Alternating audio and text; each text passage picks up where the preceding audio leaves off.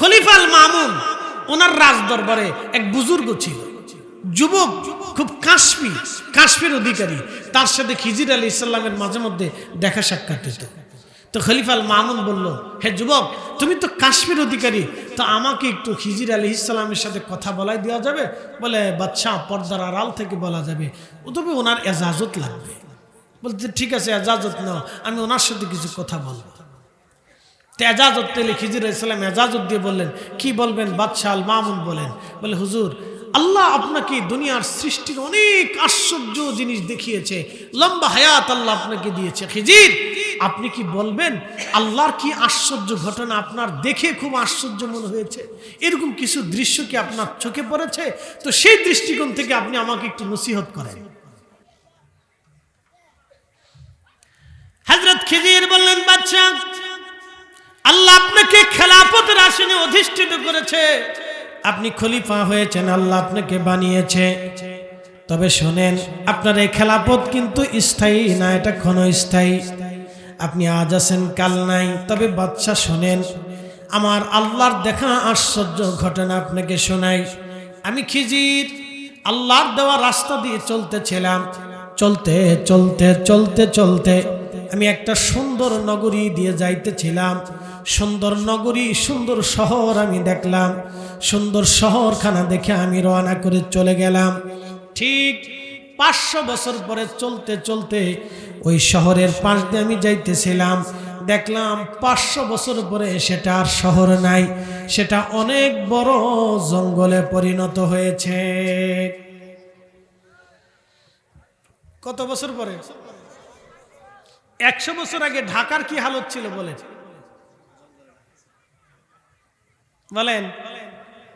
200 বছর আগে ঢাকার কি অবস্থা ছিল? এখন কি হয়েছে? বুড়িগঙ্গার পানি 50 বছর আগেও মানুষ গোসল করছে। এখন বুড়িগঙ্গার পানির ভিতরে ডুব দিলে সগীরা গুনাহ সব শেষ। বাপরে বাপ, পানি না কি? 1 কোটি মানুষের যত পেশাব, বাথরুম, নাকের সিদ্ধি ফিগদি, ফোয়াশা, আবর্জনা, কাপড়ের ধোয়ার ময়লা, বাথরুমের যা আছে সব বুড়িগঙ্গার ভিতরে চলতেছে। 1 কোটি মানুষের বর্জ্য আবর্জনা চলতেছে। পানি আর পানি আছে। ওই সামনে শীত আসতেছে, বুড়িগঙ্গার পাশে দাঁড়াইলে বাপরে বাপ 1 কিলোমিটার দূর থেকে তার সেন্ট পাওয়া যায়, যে বুড়িগঙ্গার সেন্ট আসতেছে। ওই পাশে মানুষ যে কেমনে থাকে আল্লাহ জানে, ওরা অভ্যস্ত হয়ে গেছে।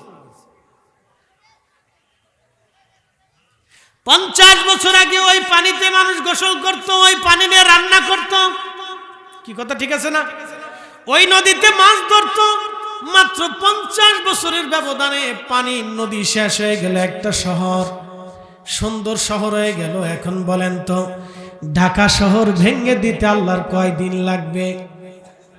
কুন, শুধু বলবেন কুন, হয়ে যাও, ফায়াকুন, হয়ে যাবে। ইন্নামা ইযা আরাদা শাইআন আইয়াকুলা লাহু কুন ফায়াকুন। একবার জোরে বলা যাবে কি আল্লাহু আকবার? শুধু মাটি ঝাঁকি দেবে 1 মিনিট, 8 স্কেলে, বেশি না 8। এরপরে যদি আর একটু বাড়ে 10, শুধু 1 মিনিট ঝাঁকি দিবে ঢাকা শহরে, নারায়ণগঞ্জে, মুন্সিগঞ্জে, এরপরে নরসিংদীতে, মানিকগঞ্জের যা কিছু আছে মাটির সাথে মিসমার হয়ে যাবে মাত্র 1 মিনিটে। মিনিমাম 50 লক্ষ মানুষ মারা যাবে মাত্র কয়েক মিনিটে। আর 1 কোটির উপরে মানুষ আহত হয়ে যাবে। এরপরে 5-7 দিন, 10 দিনের ভিতরে, আরো 1 মাসের ভিতরে আরো 50 লক্ষ মানুষ মারা যাবে। চিকিৎসাও দিতে পারবে না, খাইতেও দিতে পারবে না, উদ্ধার করতে পারবে না। একটা রানা প্লাজা ভেঙে যাওয়ার কারণে 1 মাসেও একটা প্লাজা ঠিক করতে পারে নাই। ঢাকা শহরের হাজার হাজার বিল্ডিং যখন ভেঙে যাবে, ওই শহরের ভিতর কেউ ঢুকবেও না, জানে ঢুকলে আর বের হতে পারবো না। হেলিকপ্টার দিয়ে উদ্ধার করতে পারবেন না। আমেরিকা থেকে, ভারত থেকে, মায়ানমার থেকে, বিভিন্ন দেশ থেকে হেলিকপ্টার আসতে আসতে উলতি শেষ। 3 দিনের ভিতর গন্ধে, পচা গন্ধ বের হয়ে আসবে, দুর্গন্ধে মানুষ স্ট্রোক করে মারা যাবে। আর দেশের হার্টের রোগীর তোর অভাব নাই, ডায়াবেটিস তো কোনো কথাই নেই, এটা ঘরে ঘরে হয়েছে। হ্যাঁ, হাঁটুর রোগীর অভাব নাই, ফেরাত করে পড়িয়া ফেরাত করে পড়ে যায়। মনে কিছু নিয়েন না তো, এটা আল্লাহর দেওয়া গজব, কিয়ামতের আলামত। আল্লাহ নবী বলছেন, উম্মত যখন মৃত্যু হঠাৎ মৃত্যুর সংখ্যা বাড়বে তখন বুঝবে এটা আলামতের সুগরা। হঠাৎ মৃত্যু বুঝতেছেন, সকালবেলা গল্প গুজব করিয়া চাটা খাইয়া বাদ যাইয়া সেরাত করে পড়ে কেরাত করে মেরে দিয়েছে। হ্যাঁ, হঠাৎ মৃত্যু, এটা কিয়ামতের আলামত। তারপরে মানুষের দেমাগ শেষ হয় না, অন্যের জমি বুঝাই দেয় না, অন্যের দোকান বুঝাই দেয় না, এরপরে সান্দাবাজি করে।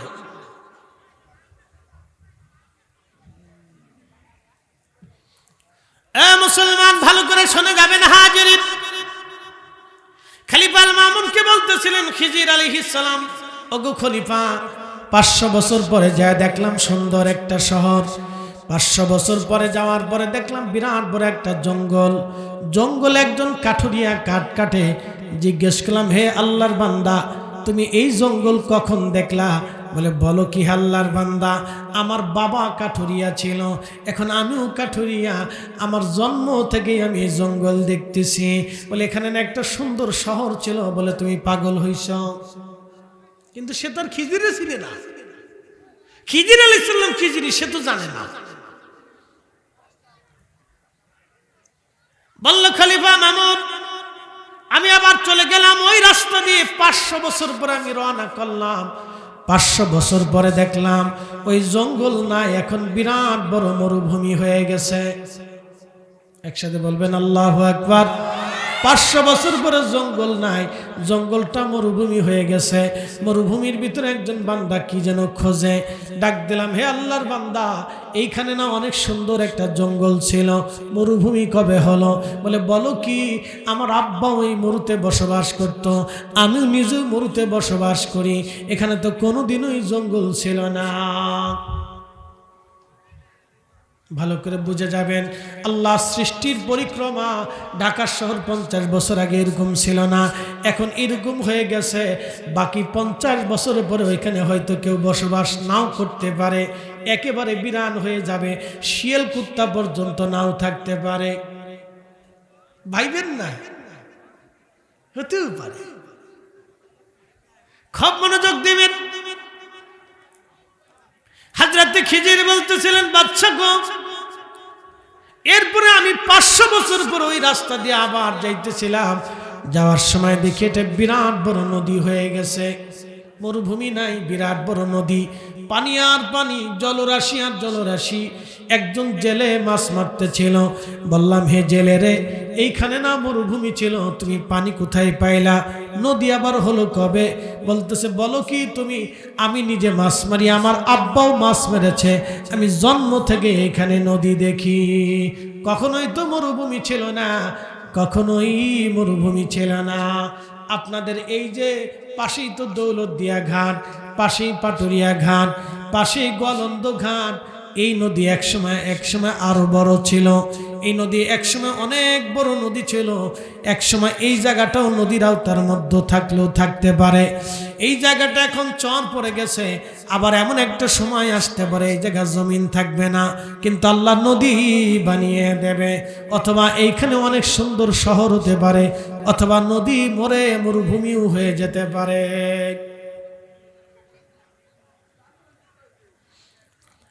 হাজিরিন, ভালো করে শুনে যাবেন।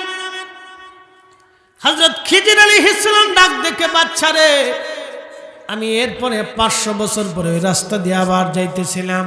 যাওয়ার পরে দেখি নদী নাই, জায়গাটা আবার মরুভূমি হয়ে গেছে। আমি দেখি মরুভূমির ভিতরে আর একজন আল্লাহর বান্দা কি যেন খোঁজে। জিজ্ঞেস করলাম, হে আল্লাহর বান্দা, তুমি এইখানে আসো?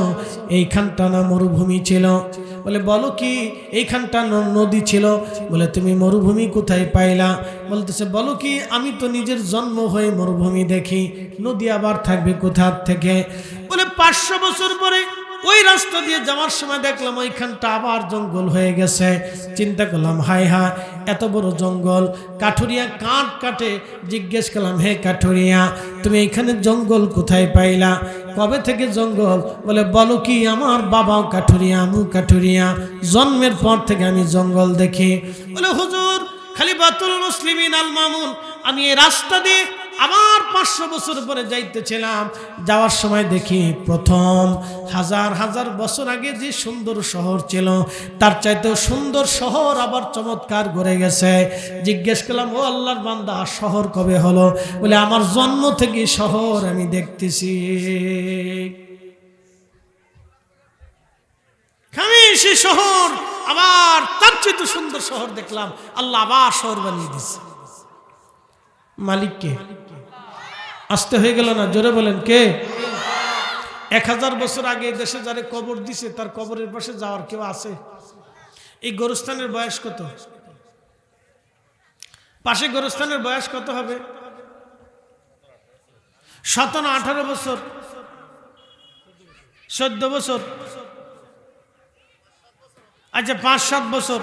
তার আগে মানুষ কবর দিত কোন জায়গায়? বাড়িতে, উঠানে, ভিটাতে, জমিনে, সরে। যার কবর সরে ভেঙে নিয়ে গেছে তারে তো আর খুঁজে পাওয়া যাবে না। অনেকের গাছতলায় হয়েছে, ওই গাছতলায় এখন বাড়ি হয়ে গেছে, কবরের ঠিকানা নাই। অনেকের কবরের উপরে চুলাও বসছে, অনেকের কবরে বাথরুম হয়ে গেছে। এই জন্য গোরস্থানে কবর দেওয়া উত্তম। একটা গোরস্থান নির্বাচিত রাখা উচিত। আমরা আসলে আমাদের এই দেশের অনেক জায়গায় গোরস্থান নেই, অনেক গ্রামে গোরস্থান নেই, অনেক এলাকায় গোরস্থান নেই। গোরস্থান ভিত্তিক কবরস্থান করা ভালো। অনেকের ভিটা মাটি আবিজাবি, যেখানে রাস্তার কোনাকাঞ্চিতে ভিটাতে কবর দিয়ে রাখছে, ছেলে মরে গেছে, নাতি আসছে, নাতির ঘরের ভূতি আসছে, দাদার কবর শেষ, কোথায় চলে গেছে খোঁজ খবর নাই। তো তাদের কবরের পাশে দাঁড়ানোর আজকে কেউ নাই। কিন্তু বিরাট জমিদার ছিল, জমিওয়ালা জমি জমা নিয়ে খুব যুদ্ধ বিগ্রহ করছে, মারামারি কাটাকাটি খুন খারাপি করছে, কিন্তু কবরে চলে গেছে। তার কবরের পাশে দাঁড়ানোর আজকাল কেউ নাই। বাপ বুঝে যাবেন আজটা। এগুলি নিয়ে ফারাফারি করে, মারামারি করে, হামলা মামলা, গুন্ডামি ফাসাদি করে কোনো লাভ নেই। আল্লাহর কসম করে বলি, জীবন অসার, মিথ্যা পরিণত হবে, ধ্বংস হতে হবে আখিরাতে। বড় কঠিন পরিস্থিতি হবে। তার মতো বুকা পৃথিবীতে আর কেউ হতে পারে না, যে অন্যের সম্পদ মাইরে দিয়া সন্তানের জন্য ওই সম্পদ জমা করিয়া আখিরাতের কাঠগড়ায় আসামি হয়ে দাঁড়া। এর মতো বুকা পৃথিবীতে আর কেউ হতে পারে না। কথা বলেন না, ঠিক কিনা? এর মতো বুকা পৃথিবীতে আর কেউ হতে পারেন। এলো দুনিয়ার সবচেয়ে বড় বুকা, বুকার ঘরের বুকা, একেবারে দারুণ বুকা। অনেক বুকা সে লোকটা, নিজেও জানেন আছে, সে নিজের সর্বনাশ নিজে ডেকে আনছে। তো ভাই আমার, সফল কাম হতে হবে। কিসের সফল কাম? কোন পথের সফল কাম? আল্লাহর পথের সফল কাম হতে হবে আমাদেরকে। আল্লাহর পথের সফল কাম আমাদেরকে হওয়ার দরকার। আমরা আল্লাহর পথের সফল কাম হবো। আল্লাহ তৌফিক দিক। সকলে বলেন আমিন। একটু দূরে শুয়ে পড়েন, আল্লাহুম্মা সাল্লি আলা। একটু সাদা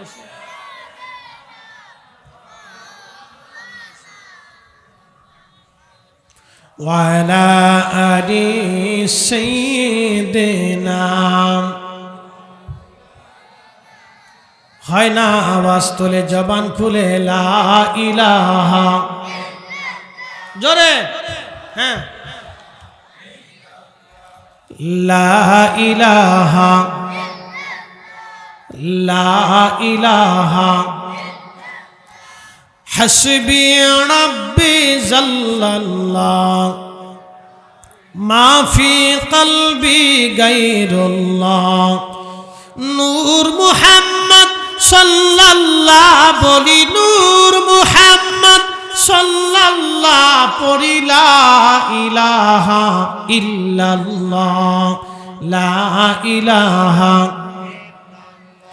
লা ইলাহা ইল্লাল্লাহু মুহাম্মাদুর রাসূলুল্লাহ সাল্লাল্লাহু আলাইহি ওয়াসাল্লাম।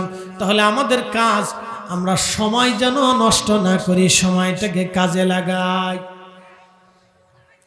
এই জন্য একজন বিখ্যাত মনীষী বলেছিলেন, অলস মস্তিষ্ক শয়তানের কর্মশালা। যে মস্তিষ্ক অলস থাকে, যে লোকটা আলসেমি করে ঘুরে বেড়ায়, বেকার থাকে, ওরে শয়তানে তাড়াতাড়ি পায়। এই জন্য উন্নত বিশ্বগুলিতে দেখবেন সবাই কাজ করায়, ওরা পুরুষরাও কাজ করে, মহিলারাও কাজ করে। ওদের 17 বছর পরে থেকে কাজ করতে বাধ্য, একেবারে 70 বছরের বুড়া পর্যন্ত কাজ করে। কাজ না করলে ইউরোপে দেখবেন 70 বছরের বুড়াকেও ঘর থেকে পুলিশে ধরে নিয়ে আসে, তুই কাজ করে খা। আর আমাদের দেশে 70 বছরের বুড়ারে হসপিটালের ট্রেজারে কইরে তারপরে রোগ ডাক্তারের কাছে দিতে হয়। বলে কারণ কি? কারণ আছে। এখন আপনি দুধ খান না, এর ভিতরে কি খান আল্লাহ জানে। প্যাকেটের যে দুধ বিশ্বাস করে যে না 100% এটা পিওর না শিওর না 2 নম্বর। বাচ্চার চিপস খাওয়াবেন, আমি আপনাদেরকে শুধু এতটুকুন বলে দিয়ে যাই, বাচ্চারা যে চিপস খায়, আপনি চিপসটা বাড়িতে নিয়ে সুন্দর করে খুলে এরপর একটু আগুন ধরাই দেখেন যে কি খাওয়ান। আপনি পরীক্ষা করে দিলাম, যান আজকে বাজ্যে পরীক্ষা করে চিপসের ভিতরে সুন্দর করে চিপস ডাইলে তারপরে গ্যাস লাইট দিয়ে একটু আগুন ধরে দেখেন যে বাচ্চারা কি খাওয়ান। খুব কিনে দিচ্ছে, চিপস খাওয়াচ্ছে, আনবো চিপস দে, আসিস না, এগুলো খাবি না জীবনে। বাচ্চারা তো খেজুর খাওয়ানো অভ্যাস করবেন না জীবনে, ভালো জিনিস তো খাওয়াবেন না, খাওয়াবেন আবি যাবি যত সব পচা গলার। বেটিরা তো এগুলো সই দেয় না, এরা দেয় ফুচকা। হ্যাঁ, এরা আর জীবনে চোখে দেখবেন, এরা ফুচকা দেখে, ফুচকা। প্রিয় উপস্থিতি, আমাদের দেশের খাবারে যে পরিমাণে কেমিক্যাল ব্যবহার করা হয়, যেইভাবে কেমিক্যাল দেওয়া হয়, এইভাবে যদি আগামীর দিন চলতে থাকে তাহলে বাংলাদেশের ঘরে ঘরে ঘরে ঘরে হার্টের রোগী, প্রেশারের রোগী, ডায়াবেটিস রোগী, এরপরে ক্যান্সারের রোগী, লিভার পচা রোগী, কিডনি পচা রোগী বের হবে, লাংসে ক্যান্সার হবে, বিভিন্ন জায়গায় জায়গায় ক্যান্সার হবে, রক্ত বসে যাবে, কিডনি বুঝে যাবে, ফেসপা বুঝে যাবে, এরপরে আপনার লিভার বুঝে যাবে, পাকস্থলী নষ্ট হয়ে যাবে, চোখে কম দেখবে, কানে কম শুনবে, তাড়াতাড়ি বৃদ্ধ হয়ে যাবে, চুল পেকে যাবে, হার্টের রোগী বেড়ে যাবে এবং দিন দিন রক্ত দূষিত হয়ে যাবে। এত কেমিক্যাল খেলে মানুষ বাঁচতে পারে না। তাই তো এদেশের মোড়ে মোড়ে কোনায় কোনায় এত ফার্মেসি, ওষুধওয়ালার ওষুধ বিচ্ছে সারতে পারে না। একজনের এক টুকলো ওষুধ লাগে, বাপরে বাপ ওষুধকারী খোয়া। আপনি যান তো সৌদি আরবে যায় দেখেন, আপনার কাছে যেন তেন কোনো ওষুধ বেচবে না তারা। এই কথা বলে কোন যে হুজুর রাজনীতির ওয়াজ করতেছে না, আমরা রাজনীতির ওয়াজ করি না, মানুষের জন্য কথা বলি। কি কথা কর না, ঠিক কিনা? এটা কোনো রাজনীতির ওয়াজ না, এটা আমার নিরাপত্তার ওয়াজ। মানুষের জীবনে একটা দেশে বাস করতে হলে তার খাদ্য নিরাপত্তা, তার বাসস্থানের নিরাপত্তা, যে মৌলিক চাহিদাগুলি আছে, আমার জীবনের নিরাপত্তা রাষ্ট্র দিবে। কি কথা কর না, ঠিক কিনা? কে দিবে? রাষ্ট্র আমার জীবনের নিরাপত্তা দিবে, আমার বাসস্থানের নিরাপত্তা দিবে, আমার খাদ্য নিরাপত্তা দিবে, আমার কর্মসংস্থানের নিরাপত্তা দিবে, আমার সন্তানের ভবিষ্যতের নিরাপত্তা দিতে হবে। রাষ্ট্র দিবে, আমরা দেব না তো। আমি সন্তানকে মাস্টার্স কমপ্লিট করে দিয়েছি, রাষ্ট্র চাকরি দিবে। আমার সন্তানকে ইঞ্জিনিয়ার বানিয়ে দিয়েছি, রাষ্ট্র চাকরি দিবে। আমার সন্তানকে আমি ডাক্তার বানিয়েছি, রাষ্ট্র চাকরি দিবে। আমার ছেলেরা আমি কামিল পাস করেছি, দাওরা কমপ্লিট করেছি, আলেম বানাইছি, রাষ্ট্র তাকে চাকরি দিবে। কি কথা কর না? হ্যাঁ, রাষ্ট্র দিবে, এটা রাষ্ট্রের কাজ, রাষ্ট্রের দায়িত্ব এটা। উন্নত বিশ্বগুলির দিকে যদি তাকান তো দেখবেন ওদের মাস শেষে রাষ্ট্র ওদেরকে ভাতা দিয়ে দেয়, বয়স্ক ভাতা, বিধবা ভাতা, মহিলাদের এই ডিভোর্সি ভাতা, বাচ্চাদের বাচ্চা হওয়ার পরে সে ভাতা দেয়, টাকা দেয়, দুধ কেনার টাকা, খাবার কেনার টাকা বাচ্চাদের ওরা দিয়ে দেয়। এটা উন্নত বিশ্বগুলিতে দেয়, কারণ তারা অর্থনৈতিকভাবে স্বাবলম্বী, তারা দেয়। এই ভাতা কে চালু করছিল জানেন? এটা তো জানেন না, আজকে জানাই। এই যে ভাতার সিস্টেম সর্বপ্রথম এই দুনিয়াতে কে চালু করলো জানেন? তিনি খলিফাতুল মুসলিমিন হযরত ওমর রাদিয়াল্লাহু আনহু। একসাথে বলবেন আল্লাহু আকবার। যেমনি করতেছেন মনে হয় আপনারাও চালু করছেন। একসাথে জোরে বলেন আল্লাহু আকবার। না আরো জোরে বলেন। ৭,০০০ বছর পৃথিবী শাসন করেছিল রোমানরা, ওরাও চালু করতে পারে নাই। ৪,০০০ বছর পৃথিবী শাসন করেছিল পার্সিয়ানরা, তারাও চালু করতে পারেন নাই। খলিফাতুল মুসলিমিন হযরত ওমর আসলেন, পার্সিয়ান সাম্রাজ্য, রোমান সাম্রাজ্য ওনার পদোন্নত হলো, উনি চালু করে দিয়ে বললেন আমার মুসলিম মিল্লাতে একটা সন্তান জন্ম নেওয়ার পরেই রাষ্ট্র থেকে ভাতা দিবে, বৃদ্ধের ভাতা দিবে, অন্ধের ভাতা দিবে, ল্যাংড়ার ভাতা দিবে, বিধবার ভাতা দিবে। একসাথে বলবেন আল্লাহু আকবার। মুসলমানরাই রাস্তা দেখাইছে, কিন্তু আমরা মুসলমানরাই এখন সুদানি মুসলমান হয়েছি, একটা আর একটার গুলি করি, ধাম ধাম ধাম ধাম ধাম ধাম করে গুলি করি। সুদানি মুসলমান, সুদানি মুসলমান হইল না, সাবধান। বাপরে বাপ, মুসলমান কারে কয়? একটার একটার গুলি করে মানে আল্লাহু আকবার, আল্লাহু আকবার। কোথার থেকে ইসলাম শিখছে জানি না, গুলি করে মানে আল্লাহু আকবার, আল্লাহু আকবার। মেরে দিছি, সাবার করছি। 1.5 লক্ষ মুসলমান নিজেরা নিজেরা মারামারি করে মরছে 2 বছরে। 1.5 কোটির মতো মুসলমান ঘর ছাড়া, সুদানি মুসলমান।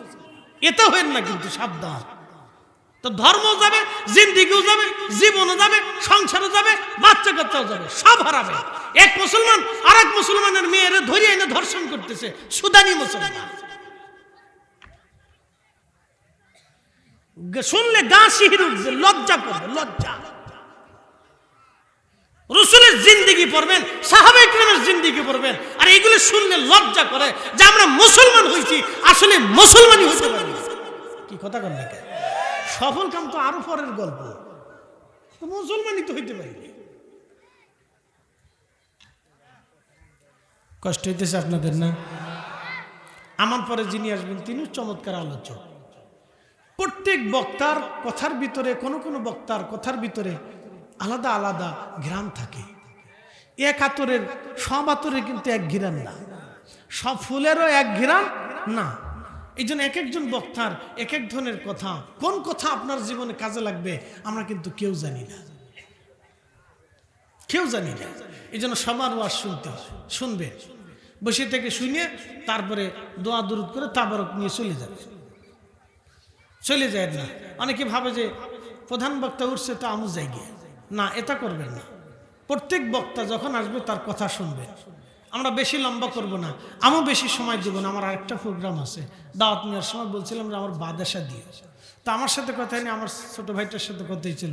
তো অসুবিধা নেই, টাইম মতোই কমিটি আমাকে দিছে, ওদেরকে ধন্যবাদ যে সময় ঠিক মতো রাখছে। ওরা ভাবছিল যে হুজুর মনে হয় সামনে লোকজন ফাইতো না, আমরা ফাই না না ফাই, ও আসতে শুরু করি, তারপরে দেখা যাবে না। তো দেখলাম না, কিছু লোক ভালোই এসে বসে পড়ছে, আলহামদুলিল্লাহ বললেন না। আর কিছু লোক এখনো কুয়াশা খাচ্ছে, খায় যদি মজা পাই তো খা। আমি এক চাচারে জিগে, চাচা বিড়ি কয়টা লাগে? কয় চাচা 60টি বিড়ি খাই। হেও মানুষ, কয়টা বিড়ি খায়? 60টি বিড়ি খায়। আমি সেই কক্সবাজারের মহেশখালী মাহফিল করতে গেছি, তো একটা আমার দাওয়াত দিছে, ওর নাম হলো কি নূর মোহাম্মদ না কি যেন, না নূর আলম কি জন্য, যাই হোক আর কি, ভুলে গেছি। ছেলেটা খুব পান খায়। আমি বললাম, আরে নূর, পান কয়টা খাইছো আজকে? হুজুর পান একটা মুখের ভিতরে দেখো, 80টা খাইছি, 80তে, মানে 80টা খাইছি। বললাম বাপরে বাপ, কত পান খাইছিস? হুজুর আমার পান ছাড়া চলে না, ভাত না খেয়ে থাকতে পারি কিন্তু পান ছাড়া থাকতে পারি না। এক একজনের এক একটা অভ্যাস,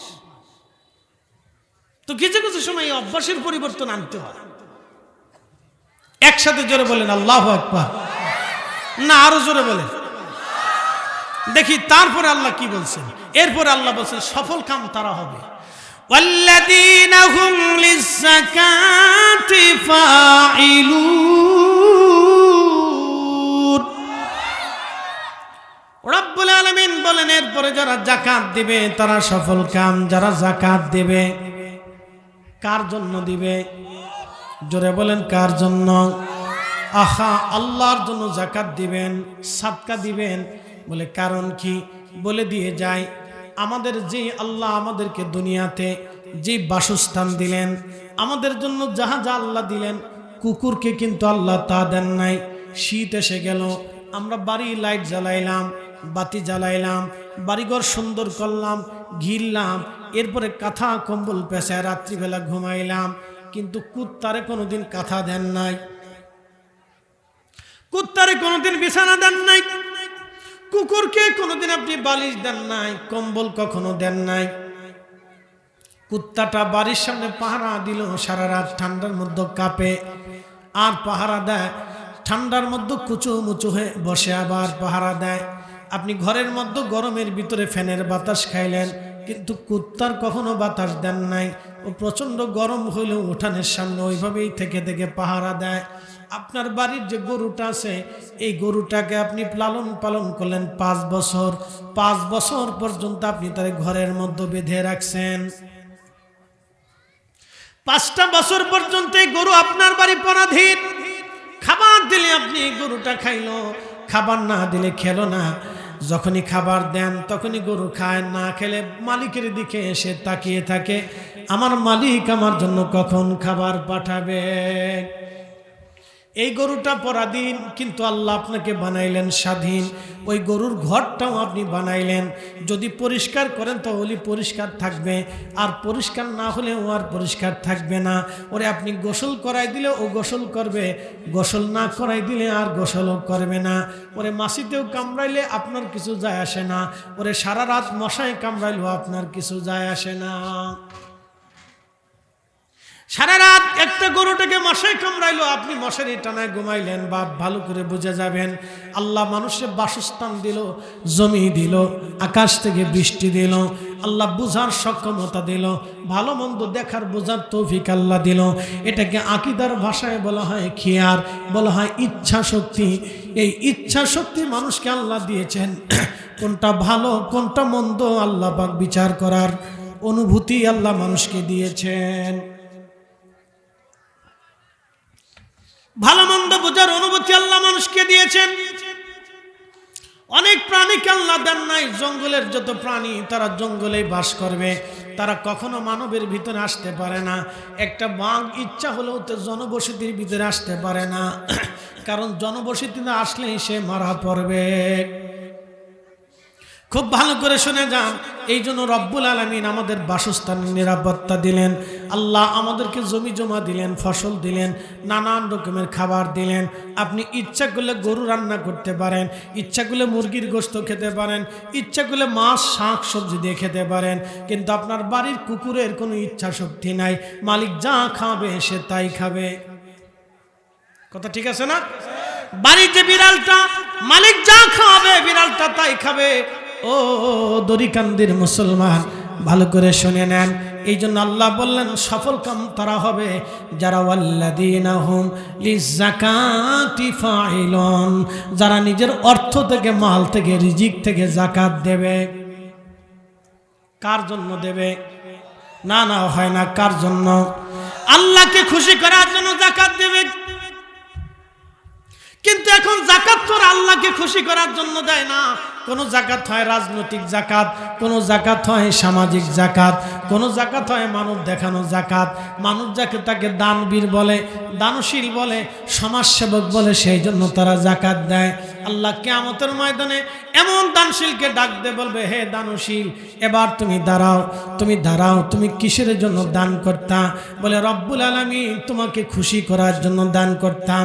আল্লাহ বলবেন তুমি মিথ্যা বলেছ, আমাকে খুশি করার জন্য তুমি দান করো নাই। মানুষ যাতে তোমাকে সমাজ সেবক বলে, তোমাকে যাতে মানুষ এই কি বলে সমাজ সেবক বলে, তোমাকে যাতে মানুষ দানবীর বলে, সেই জন্য তুমি দান করতা। দুনিয়াতে মানুষ তোমাকে সমাজ সেবক বলেছে, দানবীর বলেছে, তাতে তুমি খুশি হয়েছ। যাও, দুনিয়ায় প্রতিদান তুমি পেয়ে গেছো। আজকে হাসরের ময়দানে কোনো প্রতিদান তুমি আমার কাছে পাবা না। তখন আমার রব, আমার আল্লাহ তাকে জাহান্নামে হাত পা বেঁধে উপর করে টেনে টেনে টেনে টেনে আমার রব, আমার আল্লাহ তাকে জাহান্নামে পাঠাবে। সে দান করবে কিন্তু কোনো বেনিফিট সে পাবে না। শেষ। আল্লাহ বলেন ওয়ানফিকু মিম্মা রাযাকনাকুম মিন ক্বাবলি আইয়াতিয়া আহাদাকুমুল মাউত। আরে বান্দা, তোমাকে যে রিজিক আমি দিলাম, ইচ্ছা করলে আপনি এই মাটির ভিতরে ধান বনাইতে পারেন, ইচ্ছা করলে গম বনাইতে পারেন। এই মাটিতে গম হবে, ধান হবে। এটা গম এবং ধান ফসল হওয়ার উপযোগী আল্লাহ করে দিয়েছেন। এখন যদি মনে করেন আপনি আল্লাহর সাথে পাল্লা দিয়ে গম লাগাবেন, তাহলে এই মাটিতে গম না লাগাইয়া সাহারা মরুভূমিতে যা গম লাগাই দেখেন হয় কিনা? হবে? সাহারা মরুভূমিতে যান, অথবা এই নদীর বালুচরের ভিতরে যান, যদি এত ধান ফলাইতে পারেন তাহলে বালুচরের ভিতরে ধান লাগান, ধান হবে না। বলে কারণ এটা উপযোগী করে নাই, আল্লাহ মাটিটাকে উপযোগী করে দিয়েছেন। এই জন্য আল্লাহর দেওয়া রিজিক থেকে আল্লাহ বললেন তোমরা আমি আল্লাহর পথে দান করো, তোমার মৃত্যু আসার আগে তুমি দান করো। মিন ক্বাবলি আইয়াতিয়া আহাদাকুমুল মাউত, তোমার মরণ আসার আগে তুমি দান করো। জিন্দেগি তোর যাইরে ফাঁকি দিয়া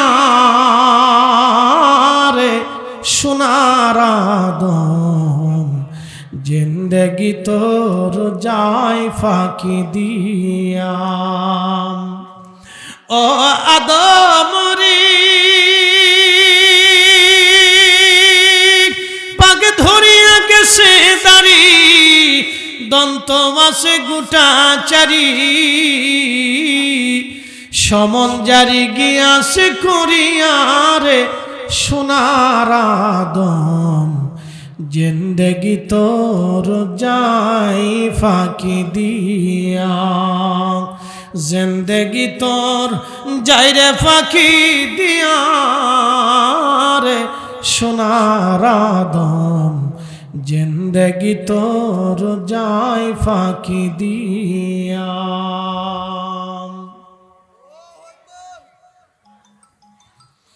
প্রিয় উপস্থিতি, সময়ের স্বল্পতা। এরপরে আল্লাহ বলেন আল্লাযীনা হুম লিফুরুজিহিম হাফিজুন।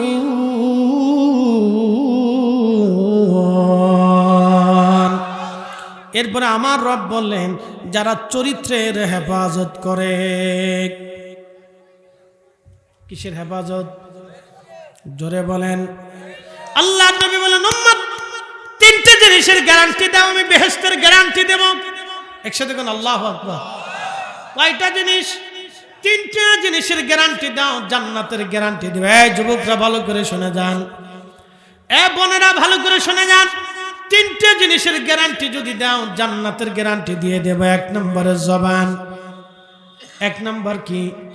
জবান। জবান দিয়ে মানুষ কথা বলে, জবান দিয়ে গীবত করে, জবান দিয়ে শিকায়ত করে, জবান দিয়ে মিথ্যা কথা বলে, জবান দিয়ে অস্বীকার করে। কি কথা কর না কেন, ঠিক কিনা? জবান দিয়ে ফাহিশা কথা বলে, জবান দিয়ে গালিগালাজ করে, এই জবান দিয়ে মানুষ অন্যায়ের দিকে ডাকে, এই জবান দিয়ে মানুষ আবার অন্যায় করে। আল্লাহর নবী বললেন জবানের হেফাজতের গ্যারান্টি যদি তুমি আমাকে দাও আমার উম্মত, আমি নবী তোমাকে জান্নাতের গ্যারান্টি দিব। দুই নম্বর চোখ। কি? চোখ। চোখ দিয়ে মানুষ দেখে, দেখা দেখে মানুষ অপরাধ করে, ভালো মন্দ দেখে, তারপরও মানুষ ভালোটা বাদ দিয়ে মন্দটা গ্রহণ করে। চোখের নিরাপত্তা যদি তোমরা দিতে পারো হে বান্দা আমার উম্মত, তাহলে তোমাকে জান্নাতের গ্যারান্টি দিয়ে দেব। তিন নাম্বার তোমার গুপ্তাঙ্গ, যেটা আল্লাহ রাব্বুল আলামিন বিশেষ অঙ্গের কথা বলেছেন, এই জিনিসটা তুমি যদি হেফাজত দিতে পারো, গ্যারান্টি দিতে পারো আমার উম্মত, তাহলে শোনো, তুমি যদি কোনোদিন জানা না করো তাহলে শুনে নাও, আমি আল্লাহ রাব্বুল আলামিন, আমি তার রাসূল তোমাকে জান্নাতের গ্যারান্টি দেব। একসাথে যারা বলেন আল্লাহু আকবার। কিয়ামতের ময়দান কায়েম হয়ে যাবে, হাসর বড় কঠিন, বড় কঠিন। আল্লাহর আরশে আল্লাহর ছায়া ছাড়া কোনো ছায়া হবে না। সূর্যটা মাথা বরাবর। বর্তমান যে সূর্যটা দেখেন 200 কোটি ডিগ্রি সেলসিয়াস, মাত্র 12 থেকে 13,000 ডিগ্রি সেলসিয়াস তাপমাত্রায় একটা লোহা স্টিল গলে পানির মতো হয়ে যায়। এটা তার হাতুড়ি দিয়ে ফিটিয়ে বানায়, এভাবে করছে না, এটারে আগে গলাইছে আগুনের ভিতরে দিয়ে। তা কত ডিগ্রি? 12 থেকে 13,000 ডিগ্রি সেলসিয়াস তাপমাত্রার ভিতর দিয়ে এটারে গলাইয়া তারপরে সুন্দর সুন্দর করে এইভাবে বানাইছে। সূর্যের তাপমাত্রা 200 কোটি ডিগ্রি সেলসিয়াস। সূর্যটা যদি নিচে তুলে দেন পৃথিবী পুড়ে শেষ, এটি যদি উপরে নিয়ে যায় তো বরফ পুড়ে পৃথিবী শেষ। এই সূর্যটা কিয়ামতের ময়দানে আরো 70 গুণ তাজাল্লি হবে। একসাথে বলবেন আল্লাহু আকবার। ভাই কত গুণ? জোরে বলেন কত গুণ? তাই নামাজের দরকার আছে কি না? না একসাথে বলেন, ভয়ে ভয়ে বললেন না। আমি জোর করে নামাজ পড়াচ্ছি না, অসুবিধা না। আপনার কবরে আপনি যাবেন, নামাজ না পড়লে আমার সাথে কি? কি কথা ঠিক আছে না? নামাজ না পড়লে মাহফিল কমিটি কি? যার যার কবরে সেই ঘুমাবেন। আপনার কবরে আমি প্রশ্নের জবাব দিতে যাব না, আমার কবরে এসে আপনিও প্রশ্নের জবাব দিবেন না। যার যার প্রশ্নের জবাব তাকে দিতে হবে। কিয়ামতের ময়দানে আপনার হিসাব আমি দেব না, আমার হিসাব আপনি দিবেন না। আপনার নামাজ পড়লেও আপনার, না পড়লেও আপনার, হালাল মানলেও আপনার, না মানলেও আপনার, সব পথে চললেও আপনার, না চললেও আপনার। জবাব তো আর আমি দেব না, এটা আমি ওয়াদা করাবো না। কারণ আপনার ইচ্ছা, পড়বেন কি পড়বেন না, না পড়বেন কি না পড়বেন না, সেটা আপনার ইচ্ছার উপর ছেড়ে দিলাম। কিন্তু পড়লে অনুরোধ করবো ভালো, অনেক ভালো। না পড়লে জাহান্নাম ছাড়া রাস্তা নাই। সূর্য মাথা বরাবর 200 কোটি ডিগ্রি সেলসিয়াস, কিয়ামতের ময়দানে আরো 70 গুণ। সেই দিন মানুষের শরীর ঝলসে যাবে না, পুড়ে যাবে না। যদি কোনোদিন হজে যায় থাকেন আর আরাফা থেকে হাইটে হাইটে মুজদালিফাতে আসেন, তাহলে সেই দিন বুঝবেন হজ কি জিনিস। মুজদালিফা থেকে হেঁটে হেঁটে যখন জমারাতে আসবেন, জমারাত থেকে হেঁটে যেই দিন কাবা শরীফ আসবেন, তো বুঝবেন হজ কি জিনিস। গাড়ি এখন তো হাজিরা গাড়িতে ছেড়ে হজ করে, এই জন্য হজের মজা পায় না। হজ হাইটে করেন তো দেখবেন যে মজা কি। যখন জমারাত থেকে পাথর মেরে, শয়তানকে পাথর মেরে প্রথম দিনে হেরেমে আসবেন, সেই দিন বুঝবেন। গাড়ি গুড়ি পাবেন না, হাঁটতে হাঁটতে হাঁটতে হাঁটতে হেরেমে আসবেন। শরীরের যত পানি আছে শেষ, যত খাবেন তাও শেষ। আমি হেরেমে আইসে একসাথে একবার আরাফাত থেকে হাঁটা শুরু করছি। আগের দিন সন্ধ্যা থেকে হাঁটতে হাঁটতে শুরু করে পরের দিন হেরেম পর্যন্ত, জোহর পর্যন্ত এসে পৌঁছেছি। মাশাআল্লাহ, হজ আমার জীবন হয়েছে। প্রিয় উপস্থিতি, খুব মনোযোগ দিবেন। আরবের আবহাওয়াটা শুষ্ক, প্রচন্ড লু হাওয়াতে ভিতর থেকে পুড়ে আসে। একেবারে বাহির থেকে সূর্যের উত্তাপে শরীর পুড়ে যেতে চায়। হাসরের ময়দানে সূর্যটা হবে ভয়াবহ, একেবারে ভিতর থেকে পুড়ে আসতে যাবে, শুকিয়ে যাবে। মানুষের জিহ্বা কুকুরের জিহ্বার মতো ঝুলে যাবে। আহা, বড় কঠিন হবে সেই দিন। কুকুরের জিহ্বার মতো মানুষের জিহ্বা ঝুলে যাবে। পানির তৃষ্ণায় মানুষের পাগল পাড়া হবে। হাউজে কাউসারের পানি ছাড়া আর কোনো পানি থাকবে না।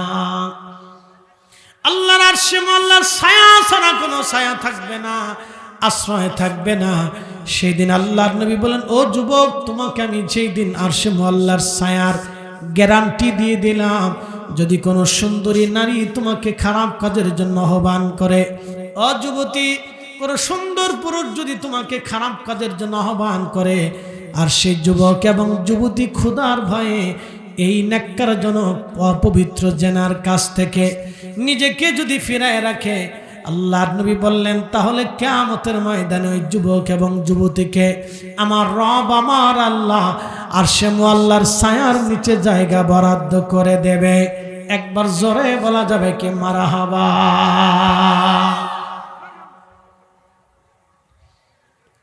এই জন্য নিজের চরিত্রকে কেউ যদি হেফাজত করে, চরিত্রটাকে যদি সুন্দর করে, তার আচরণ, তার ব্যবহার, তার কর্মবিধান, কর্মচিন্তা, তার চিন্তা চেতনা, তার জবান, তার চোখ, তার দেহ, তার অঙ্গ প্রত্যঙ্গের হেফাজত যদি কেউ করে, আল্লাহ রাব্বুল আলামিন বললেন সে সফল কাম হবে, সে কামিয়াব হবে, সে কামিয়াব মুমিন হিসেবে আল্লাহর দরবারে কবুল হবে। আমি সূরা মুমিন থেকে আপনাদেরকে আজ তাফসীর করে শোনাইলাম। সূরা মুমিন থেকে আপনাদেরকে সফলতার ব্যাখ্যা দিয়ে গেলাম। যদি আখিরাতে সফল হতে চান, এই কাজগুলি আল্লাহ যেন করার তৌফিক দেয়। আল্লাহ বললেন সফল কাম সে মুমিন, সে মুমিন জীবনে সফল হবে। সর্বপ্রথম যিনি আল্লাযীনা হুম ফি সালাতিহিম খাশিউন, নামাজের মধ্যে খুশু খুজু অবলম্বন করবে, একাগ্র চিত্তে শুধু আল্লাহর জন্য নামাজ পড়বে। জোরে বলেন, কার জন্য? আল্লাহর জন্য নামাজ পড়বে। আমাদের সমাজে অনেকগুলি নামাজ আছে। একটা নামাজ হলো সামাজিক নামাজ, আর একটা নামাজ হলো বতরিয়া নামাজ, আর একটা নামাজ হলো বিয়ে নামাজ, আর একটা নামাজ হলো রাজনৈতিক নামাজ। বুঝাইতেছি আপনাদেরকে, সামনে নির্বাচন আসতেছে, রাজনীতিবিদরা নামাজে দাঁড়াবে, বিরাট বড় নামাজি, যার জীবনে টুপি মাথায় ওঠে না হেতেও টুপি মাথায় দিবে, যারা পেশাব করে পানি লয় না হে মসজিদের প্রথম কাতারে আসবে। এটার নাম দিছি রাজনৈতিক নামাজ। কি কথা কন না, ঠিক কিনা? এই নামাজের কোনো সফলতা নাই। সে ভোট চাইতে আসছে, আজান পড়ছে, চিন্তা করলো ভোট যেহেতু চাইতে আসছে, এখন নামাজ যদি না পড়ি তো মুসল্লি কবে যে বেচারা ভোটে দাঁড়াইছে, নামাজ না পড়ে চলে গেলে এর ভোট দেওয়া যাবে না। তো সে নামাজ পড়বে মূলত ভোটের চিন্তায়, সে কিন্তু আল্লাহর চিন্তায় নামাজ পড়ে না। কথা ঠিক আছে নি?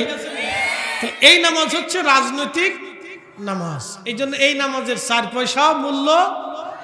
আল্লাহ ওয়াজ করলেন, ফাওয়াইলুল লিল মুসাল্লিন আল্লাযীনা হুম আন সালাতিহিম সাহুন।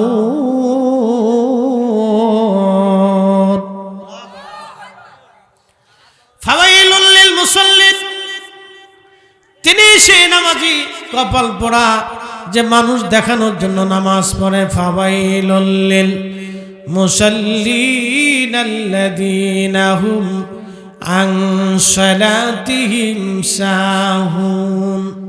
দুর্ভোগ ওই নামাজির জন্য, কপাল পোড়া সেই নামাজি যে মানুষ দেখানোর জন্য নামাজ পড়ে, লোক দেখানোর জন্য নামাজ পড়ে। আজকে যেমন জুমার নামাজে কিছু মুসল্লি আসছিল, সারা সপ্তাহে নামাজ পড়ে না, কিন্তু আজকে জুমার জন্য নামাজে দাঁড়াইছে, এটার নাম হলো বতরিয়া নামাজি। কি মনে কিছু নিয়েন না? বতরিয়া নামাজি, শোনেন শোনেন মুসল্লিরা, কথা কওয়া যাবে না, আমার খালি শুনতে হবে। আপনারা বতরিয়া নামাজির তালিকার ভিতরে পড়ে গেছেন, খালি শুক্রবারে যাবে, এছাড়া আর বাকি ওক্তে কোনো খুঁজে পাওয়া যায় না। শুধু জুমার দিনে নামাজে যাবে, আর নামাজ নেই। জুমার দিনের আজান পড়লে মুসল্লি সেজে গুজে সুন্দর করে পরিপাটি হয়ে গোসল টোসল করে আতর গোলাপ লাগায়া, সেন্টেন্ট লাগায়া, একটা পাঞ্জাবি গায়ে দিয়ে, মাথায় একটা টুপি লাগায়া, সারা সপ্তাহে পাঞ্জাবি গায়ে দেয় না, জুমার দিন আসলে পাঞ্জাবিটা গায়ে দিয়া সুন্দর একটা বেশভূষা দিয়ে আতর গোলাপ লাগায়া মসজিদে যায়, বসে যায়। তাও কোন সময় যায় জানেননি? মুয়াজ্জিন যখন সানিয়া আযান দেয় তখন ঢুকে, আর ইমাম সাহেব সালাম ফেরানোর সাথে সাথে মনে হয় মসজিদে আগুন লাগছে। কি কথা ঠিক আছে না? এটা হলো বতরিয়া বতরিয়া নামাজি। বতরিয়া বতরিয়া, আমরা বাড়ি কিন্তু ফরিদপুর, এই যে আমাদের এটা সিজনটা কয় বতর বতর, তা আপনাদের মানিকগঞ্জে কি কয়?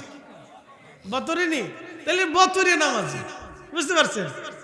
এইরকম নামাজি আছে। তো সফল কাম কি হবে? আল্লাহ সেই ওয়াজ করছে কোরআন, আমি সেই সফল কামের ওয়াজ আপনাদেরকে শোনাবো। আমরা সবাই সফল হইতে চাই। আচ্ছা বলেন তো, যিনি গোরস্থানে ঘুমিয়ে গেলেন তার গোরস্থানের কবর কয় হাত? জোরে বলে। মানিকগঞ্জের সবচেয়ে ধনী যে তার কয় হাত? একবারে সবচেয়ে মিসকিন যে তার কয় হাত? তো এবার বুঝেন লাভ কি? আরেকজনের জমি যে কাইরে নিছে লাভ কি হয়েছে? আরেকজনের জমি যে মাইরে দিছে কি লাভ হইছে? আরেকজনের জায়গা দখল করে নিছে কি লাভ হইছে? আরেকজনের দোকান দখল করছে কি লাভ হইছে? চান্দা তুলে খাচ্ছে তাতে কি লাভ হইছে? কোনো লাভ নেই। নিজে বুঝে না, কোনো লাভ নাই, কোনো ফায়দা নেই। তো মানিকগঞ্জবাসী, পাটুরিয়ার মুসলমান, খুব মনোযোগের সাথে শুনবেন। এলাকার নাম কি? দড়িকান্দি। আচ্ছা, দড়িকান্দি নাম হলো কে? খালি কি দড়ি ছিল? দড়িকান্দির মুসলমান এক এক জায়গার নাম এক এক রকম। আমি লালমনিরহাটে গেছি, জায়গার নাম হাতিবান্ধা। আমি বললাম বাপরে বাপ, কত হাতি জায়গা বান্ধে। যেই বাজারে মাহফিল করতে গেছি এই বাজারের নাম হচ্ছে গুতামারি। তাহলে জায়গা আরো ভালো হয়েছে, হাতিবান্ধা থানার গুতামারি বাজার। আমি তাহলে এই বাজারে গুতাগুতি হইতো নাকি? বলে খালি এত গুতামারি গুতামারি, খালি গুতা মারতেন নাকি আপনারা? না, হুজুর মুরব্বীরা নাম রাখছে। ওই কারা রাখছে? তারা কবরে চলে গেছে। দুনিয়াতে পাইছে থাকলে অস্কার পুরস্কার দেওয়ার দরকার ছিল, নাম আর পাইছে না, গুতামারি লাগাই দিচ্ছে। তো হাতিবান্ধার গুতামারি এলাকা। তো আপনাদের এলাকার কাছে দড়িকান্দি, তো দড়িকান্দি মাহফিল আসছি, মাশাআল্লাহ ভালো। তো দড়িকান্দি যেহেতু আসছি, তো দড়িকান্দির মুসলমান ভালো করে শোনেন। আবারও বলতেছি, রাস্তাঘাটে ওই কুয়াশার হাওয়া খাইয়া কোনো লাভ নাই, ভিতরে আসেন। খামাজ যত সময় দাঁড়াবেন তত সময় শরীর অসুস্থ হবে। ভিতরে এসে বসেন, দুইটা কথা শোনেন, কাজে লাগবে। এগুলি জরুরি কথা, আমাদের জীবনের প্রয়োজনীয় কথা।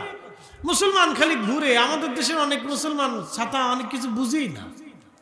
মুসলমান যে কি, যে আল্লাহ কোরআনে বলতেছে, আপনাদেরকে শোনাচ্ছে, আজকে শুনে যান। কারা সফল কাম হবে এটা জানার দরকার, কে তার জীবনে কিছু কার্য হবে এটা বুঝার দরকার। সর্বপ্রথম আল্লাহ বলছেন নামাজের কথা। সেই নামাজি, যেই নামাজি খুশু খুজুর সাথে একাগ্র চিত্তে শুধু আল্লাহর জন্য নামাজ পড়ে। একসাথে বলবেন আল্লাহু আকবার। কার জন্য? আল্লাহর জন্য। মনে রাখবেন, যে আল্লাহর জন্য নামাজ পড়ে সে সুদ খাইতে পারে না। আমাদের দেশে আবার অনেক মুসল্লি আছে, নামাজও পড়ে, সুদও খায়, ঘুষ খাইয়ে তারপরে নামাজে যায়। কি মনে হয় না? আছে না নাই? ঘুষ খাইয়ে কোন জায়গা যায়? তো শয়তানে চিন্তা করে যে আমি শয়তান না ও শয়তান। শয়তানে চিন্তা করে যে আমি শয়তান না ও শয়তান। বুঝে নিন, ভালো করে বুঝে যাবেন। তাহলে যে নামাজ পড়লো সুদ খাইলো সে সফল কাম হতে পারে নাই। যে নামাজ পড়লো কিন্তু ঘুষ খাইলো সফল হতে পারে নাই। যে নামাজ পড়লো কিন্তু এখনো 12 বছরে এতিম ভাতিজার জমি বুঝাই দেয় নাই, ভাতিজির জমি এখনো বুঝাই দেয় নাই, জোর করে খাচ্ছে, ভোগ দখল করে নিচ্ছে, এখনো পর্যন্ত প্রতিবেশীর জমি বুঝাই দেয় নাই। শয়তানি চিন্তা করে, বাপ তুই নামাজে যাস, তোর লজ্জা করে না? তুই অন্যের জমি এখনো বুঝাই না দিয়ে নামাজে সেজদা দিছিস, এই শয়তানি কি না করলে তোর চলতো না? যে অন্যের জমি বুঝাই না দিয়ে নামাজ পড়ে, এটা একটা শয়তানি। বলে কারণ কি? এ ভণ্ড নামাজি। কি আসতে কনকে জোরে বলেন, এইটা ভণ্ড নামাজি, এটা অরিজিনাল নামাজি না। এই নামাজির পরিচয় আল্লাহ দিচ্ছে। আমি জানি সরাসরি উচিত কথা অনেকের গায়ে বাঁধতে পারে, শরীরে লাগতে পারে, কষ্ট মষ্ট হইতে পারে। তো হইলে কিছু করার নাই বাপ, সমাজের কিছু হক কথা বলতে হয়। আল হক মুররুন, হক কিন্তু সবসময় তিতা। কথা ঠিক আছে না? এটা করল্লার মতো তিতা। কিসের মতো? করল্লার মতো। এটা শস্য যত খাবেন তত তিতে লাগবে, বুঝছেন নি? করল্লার মতো তিতে, কিন্তু কাজ দেয় খুব ভালো। ডায়াবেটিসের রোগী যারা প্রত্যেকদিন খালি বিরাট উপকার হয়। শোনা যাবেন দরিকান্দিবাসী, রব্বুল আলামিন আমাদেরকে শিক্ষা দিলেন, হে বান্দারা তোমরা শুনে যাও, সফল কাম সে হবে যে নামাজের মধ্যে খুশু খুজু অবলম্বন করে একাগ্র চিত্তে শুধু আল্লাহর জন্য নামাজে দাঁড়িয়ে যায়। বন্ধু খুব মনোযোগ দিয়ে শুনবেন। আল্লাহ আওয়াজ করলেন, কুল ইন্না সলাতি। হুজুর উম্মতকে বলে দেন, সালাত হবে শুধু আমি আল্লাহর জন্য। কিয়ামতের ময়দান কায়েম হবে, আল্লাহ নামাজি মুসল্লিকে ডাক দিয়ে বলবে, হে মুসল্লি তুমি আসো, দুনিয়াতে নামাজ পড়তা, কিসের জন্য নামাজ পড়তা বলো? বলে রব্বুল আলামিন তোমাকে খুশি করার জন্য নামাজে দাঁড়াইতাম।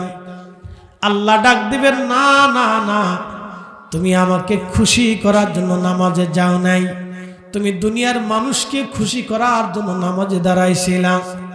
ও বান্দা, দুনিয়াতে মানুষ তোমাকে মুসল্লি বলেছে, নামাজি বলেছে, দুনিয়াতে মানুষ তোমাকে মুসল্লি বলেছে, নামাজি বলেছে, অতএব আমি রবের দরবারে তোমার আর কোনো পাওনা নাই। দুনিয়ার মানুষ তোমাকে মুসল্লি বলতো, নামাজি বলতো, অতএব তুমি আজকে আমার কাছ থেকে কোনো প্রতিদান পাবা না, কারণ দুনিয়ার থেকে তুমি প্রতিদান পেয়ে গেছো। দেখবেন কিছু মানুষ আছে সালিশ দরবারে যায়, হুজুর জোহরের আজান পড়লো, ইমাম সাহেব বললো হুজুর আসেন, মুসল্লিরা আসেন, আজকে আমরা জোহরের নামাজ পড়ি, পরে সালিশ দরবার করব। সবাই নামাজে যাচ্ছে। এমনও কিছু ব্যক্তি আছে যারা সালিশ দরবারে আছে, পেশাব আসাব করে পানি টানি লয় না। এমনও কিছু মানুষ আছে সমাজে যারা সালিশ করে ঠিক মতো পেশাব করে পানি লয় না, এখনো পর্যন্ত আমানত তাদের কাছে ঠিক হয় নাই। এই আমানত ব্যায়াম খেয়ানতকারীরা যদি বিশ্ব সমাজে সালিশ দরবার করে, আল্লাহর কসম করে বলি ওই সমাজ কোনোদিন সুন্দর হবে না। সমাজ সুন্দর করতে হলে সমাজের ন্যায়বান ব্যক্তিরা সালিশ দরবারের অগ্রাধিকার দিতে হবে। কথা কন না কেন, ঠিক কিনা? অনেক মানুষ আছে নামাজ পড়ে না, ইমাম সাহেব ডাক দেওয়ার পরে চিন্তা করলো নামাজে যাই, যদি না যায় তো সমাজ কি মনে করবে। তারা সমাজের জন্য নামাজ পড়ে, আল্লাহর জন্য তারা নামাজ পড়ে না। তারা সমাজের ভয়ে নামাজে যায়, আল্লাহর ভয়ে তারা নামাজে যায় না।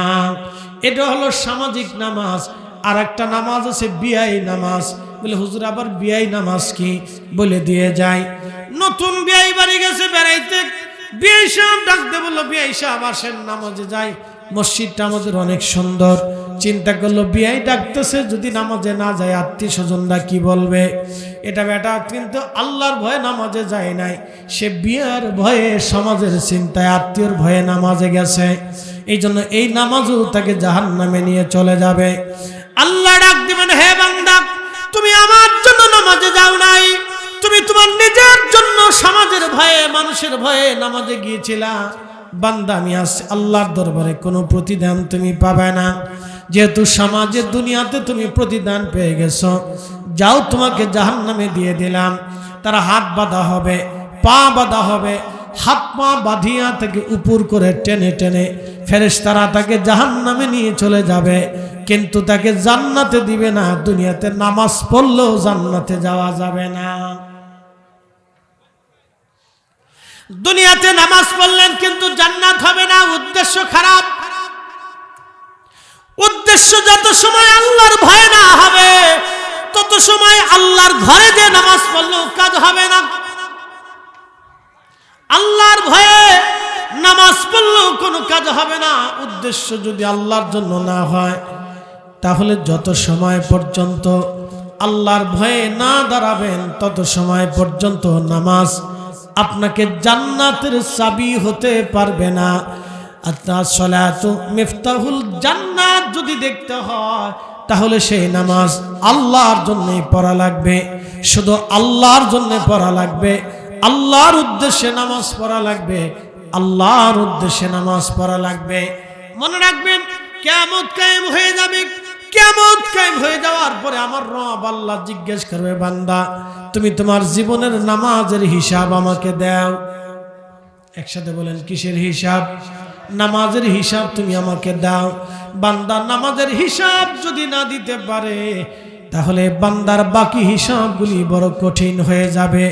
আর বান্দা যদি নামাজের হিসাব বুঝাই দেয়, আল্লাহ আমি নামাজ পড়েছিলাম, দুই একটা তো কাজা হয়ে গেছে, আল্লাহ সে কাজাটাও আদায় করেছিলাম, অথবা ভুলে নফসের খায়সে পড়ে নামাজ পড়ি নাই, আল্লাহ আপনি আমাকে মাফ করে দেন, দুই এক ওয়াক্ত ছুটে গেছে, তাহলে আল্লাহর দয়া হলে আল্লাহ মাফও করে দিতে পারে।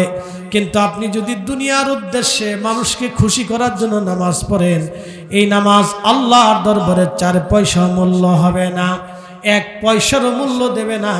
এই নামাজ আপনাকে জান্নাতের চেহারা দেখাবে না। আর নামাজ পড়ার পরে যদি মনে করেন সুদের কারবারি না যায়, ঘুষের কারবারি না যায়, ইন্নাস সালাতা তানহা আনিল ফাহশাই ওয়াল মুনকার, আল্লাহ বললেন নিশ্চয় সালাত মানুষকে খারাপ কাজ থেকে ফিরে রাখে।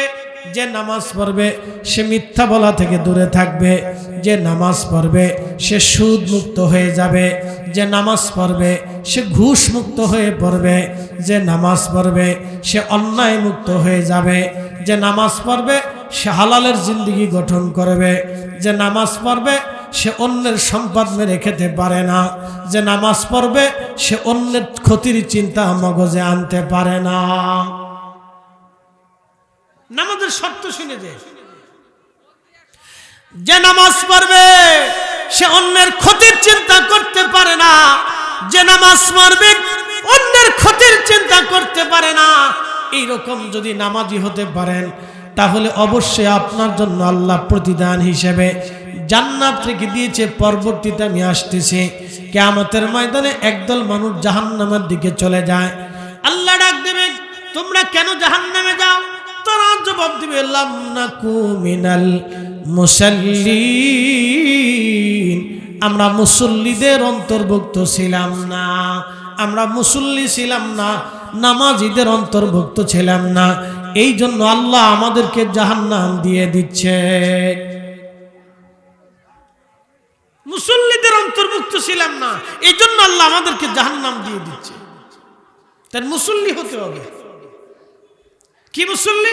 কুল ইন্না সালাতি, নামাজ আমার জন্য, ওয়া নুসুকি, কুরবানি আমার জন্য, ওয়া মাহইয়ায়া, জিন্দেগি আমার জন্য, ওয়া মামাতি, মৃত্যু আমার জন্য, লিল্লাহি রাব্বিল আলামিন, আল্লাহর জন্য।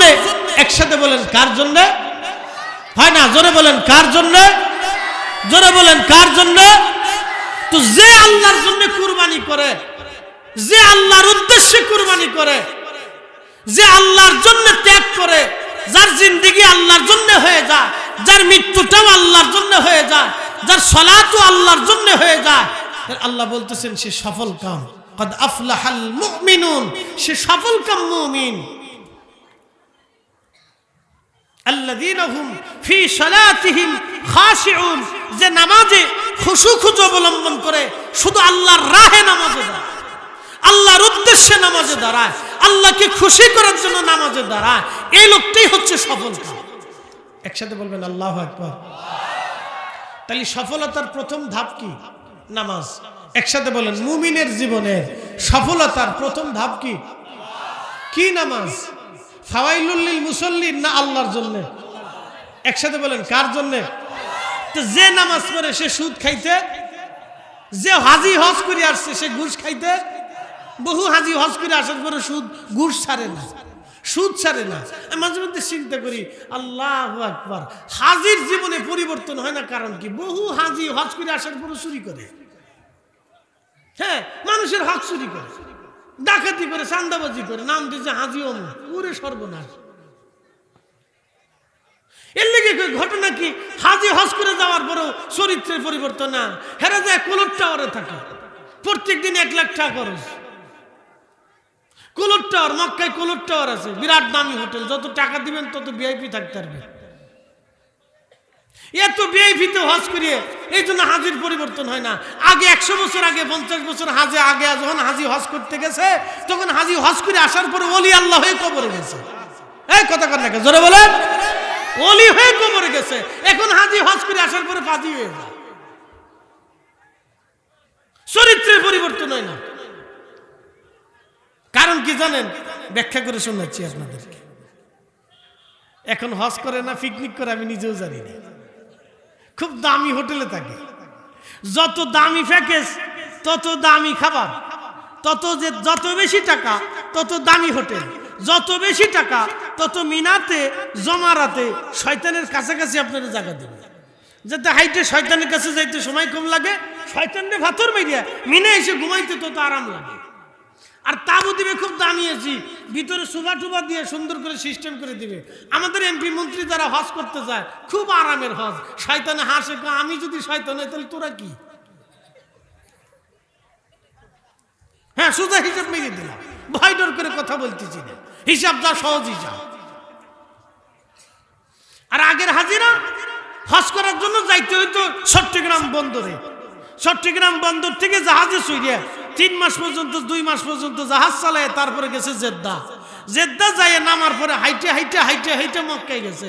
মক্কা থেকে কয়েকদিন বিশ্রাম টিশ্রাম করে কাবা শরীফ এই আনুষঙ্গিক কার্যবাহী শেষ করে ওমরা করিয়ে তারপরে কিছুদিন বিশ্রাম করে আবার হাঁটা শুরু করে মিনাই গেছে। মিনার থেকে তাবু টাবু গাইডে ওইখানে রান্না বান্না করে নিজেরা খাইয়া হাঁটতে হাঁটতে আরাফাতে গেছে। আরাফাত থেকে মাগরিবের নামাজ পর্যন্ত বসে থেকে মাগরিবের নামাজ না পড়িয়ে সূর্য ডুবার সাথে সাথে রওনা দিয়ে এই মুজদালিফাতে আসছে। হাইটে হাইটে মুজদালিফাত থেকে আইসে ওখান থেকে নিজেরা খেজুর রুটি, শুকনা রুটি টুটি ছিল, এখনকার মতো এত ভিআইপি ছিল না। এখন তো হাজিদের রাস্তার পাশে পানিওয়ালারা এমনি দাঁড়ায় দেখে হাজি হাজি মুইয়া, হাজি মুইয়া, হাজি মুইয়া, হাজি হাজি মুইয়া, এমনি এমনি হাজি মুইয়া, হাজি মুইয়া, ফানি রেখে ওরা মুইয়া, হাজি মুইয়া, হাজি মুইয়া, ফানি এমনি দেখে হাজি মুইয়া খা, প্যাকেজ দেয়, জুস দেয়। তখন আর জুস মুস ছিল না, তখন কদ্দুর শুকনা খেজুর দিয়ে, শুকনা রুটি দিয়ে ফানির ভিতরে ভিজাইয়া তো ফানি কান্দে করে নিয়ে যাওয়া লাগছে। জমারাতে আসছে, মিনার পাশ দিয়ে হাঁটতে হাঁটতে মুজদালিফা থেকে জমারাতে এসে শয়তানরে পাথর মারছে, তখন শয়তানের গায়ে ব্যথা লাগছে। এখন শয়তান জমারাতে দাঁড়ায়, দেখে কোন হাজি আমারে পাথর মারে, তো দেখে কদ্দুর সুই দিয়ে হাজি হয়েছে। তো শয়তানে হাসে, কয় বাপ রে বাপ, তুই শয়তান, আমি শয়তানরে পাথর মারার লেগে আইছো। বুঝে যায়। এই জন্য হাজি হজ করে আসার পরে চরিত্রে চেঞ্জ হয় না, কারণ শয়তান দিয়ে সব পাথর মারে নাই, শয়তানে উল্টে দাঁড়ায়, তুই শয়তান না আমি শয়তান রে। মুসলমান দরিকান্দিবাসী মানিকগঞ্জের মুসলমান ভালো করে বুঝে যাবেন, হজ আমাদের বোঝার দরকার। সফল কাম করা হবে, বুঝে নিতে হবে।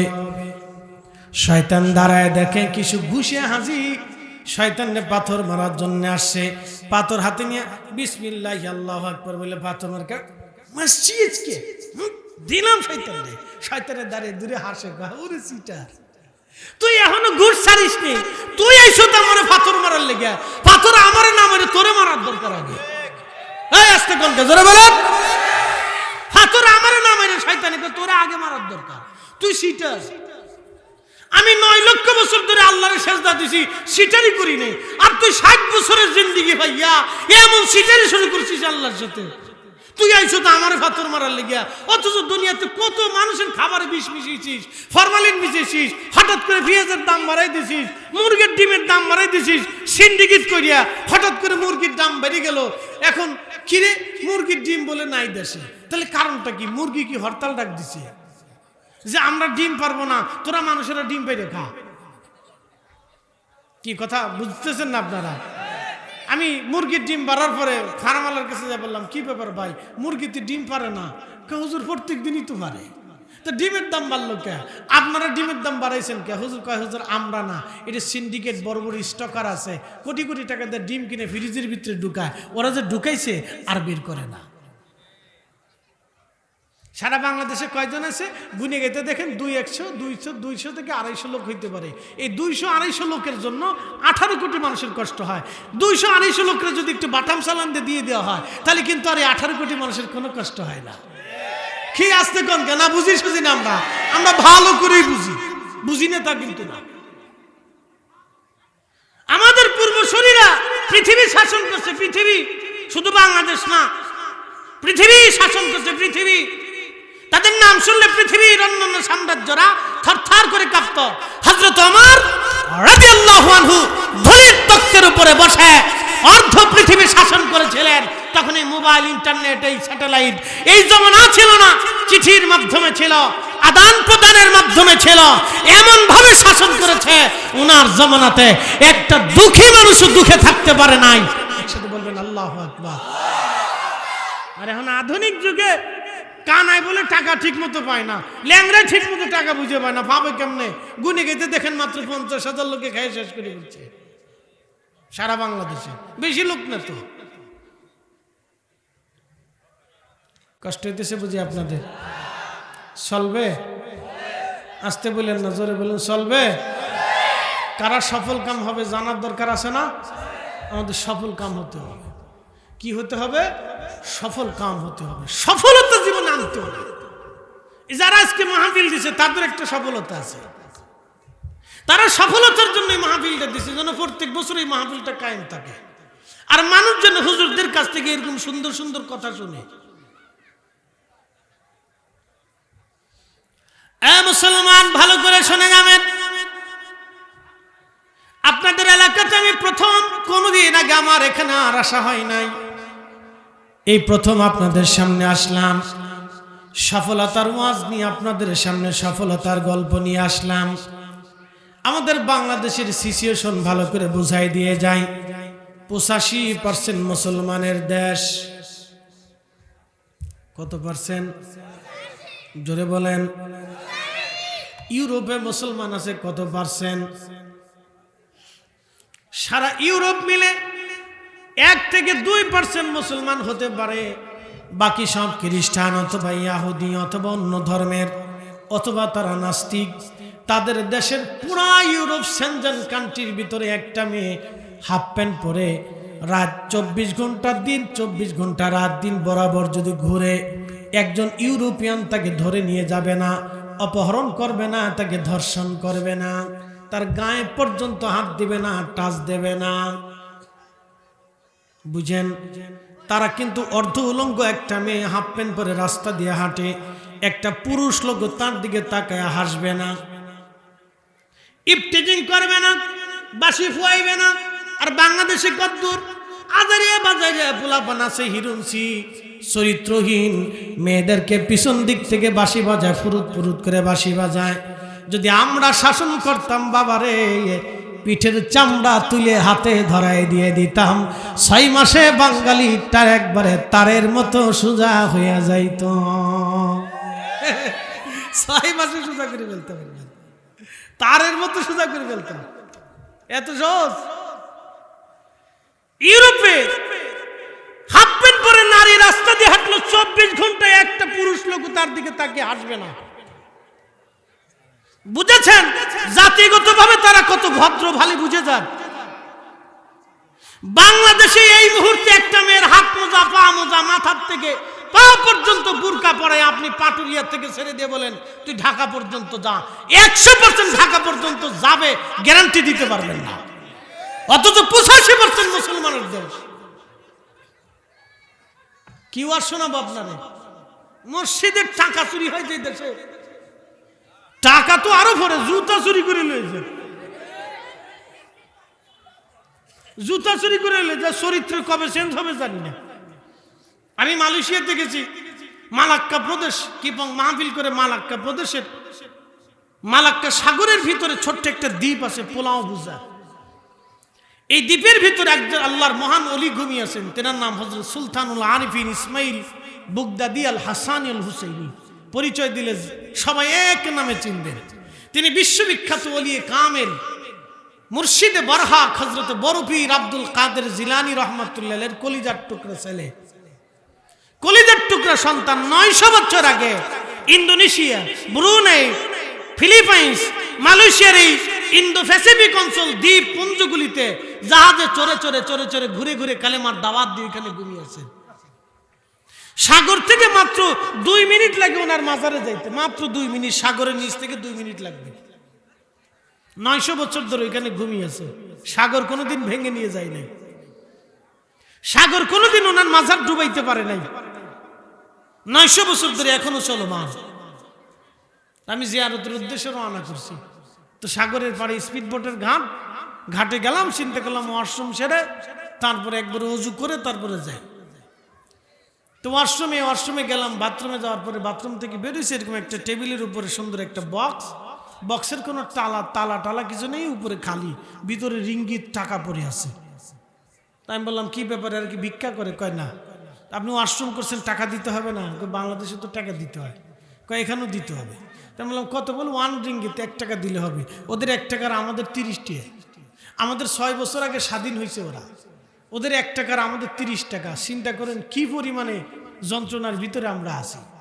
কত সুন্দর দেশ আমাদের, সোনার বাংলাদেশ, সোনার বাংলাদেশ, কত সুন্দর দেশ আমাদের।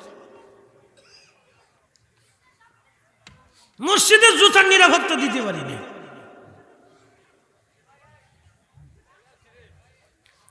শোনা যাবে, 1 রিঙ্গিত দিলাম আমি, বললাম যে টাকা নেবে সে কম। ওরা বললো হুজুর যিনি টাকা নেবেন তেনার টাকা লাগে না, মানুষ এমনি টাকা দিয়ে যায়। আমি বললাম টাকা আছে কিন্তু টাকা নেওয়ালা নাই, বাক্স পড়ে আছে, টাকাও পড়ে আছে, চোরে কি টাকা নেয় না? বললো হুজুর চোরে টাকা নেবে না, মালয়ীরা তারা চুরি করে না, তারা ডাকাতি করে না, তারা টাকা নেবে না। নিলে কদ্দুর বাঙালিরা ওইখানে চুরি টুরি করে। হ্যাঁ, লজ্জা শরমের কিছু নেই তো, যেটা সত্য সেটাই কইছি। এরা আমরা দেশের মসজিদে জুতা চুরি করে আর ওখানে ঠা ছেড়ে দিব, তাই মনে করছেন আপনি? আমি ওইখানে গেলাম, ওরা বললো হুজুর এখান থেকে কেউ টাকা ধরবে না।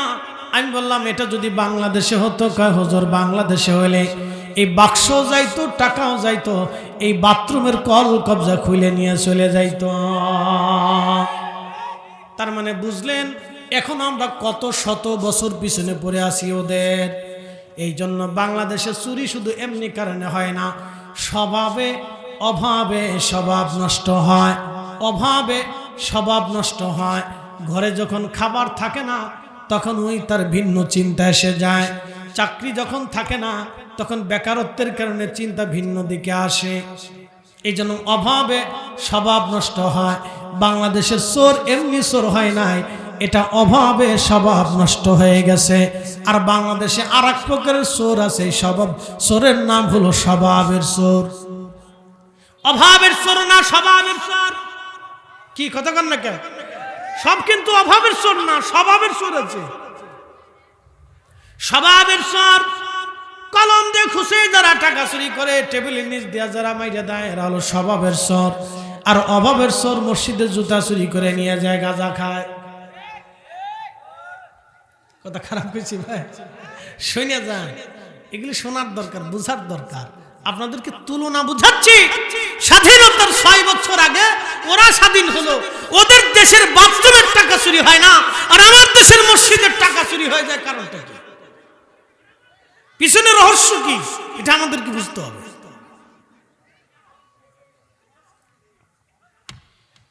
জাতিগতভাবে আমরা এখনো পর্যন্ত নিম্নে পড়ে আছি, ঊর্ধ্বে যাইতে পারি নাই। এমন এক জাতি বসবাস করি, কয়দিন আগে ব্রাহ্মণবাড়িয়া বাঞ্ছারামপুর ওয়াজ করতে গেছি। 2 গ্রামে মারামারি করে, বাপরে বাপ, এক গ্রাম আর এক গ্রামে মারামারিতে ঠকে গেছে। এই গ্রামের লোক ওই গ্রামে যায়, গরু ছাগল হাঁস মুরগি ভেড়া বকরি সোনা দানা টাকা পয়সা কাঁথা বালিশ যা ছিল ঘরের তো সব চুরি করে নিয়ে চলে গেছে। আমি বললাম তোরা মানুষ না তোরা জানোয়ার? হুজুর কেন? আমি বললাম এই যে যাদের খাতা কম্বল টাকা পয়সা চুরি কাজ জানছিস, ওই টাকা দিয়ে যতবার খাসির গোশত খাবি ততবার তোরা শুয়োরের গোশত খাবি। এই কি কথা কর না? আস্তে কর, জোরে বলা। হক কথা তিতা লাগে বলছি না, হক কথা তিতা। আর ওই টাকা দিয়ে যতবার মুরগির গোশত খাবি ততবার তোরা কুত্তার গোশত খাবি।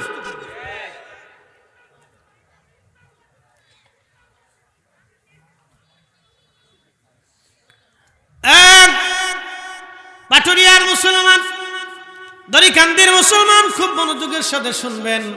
কথাগুলি বলাটা জরুরি ছিল, এই জন্য বললাম।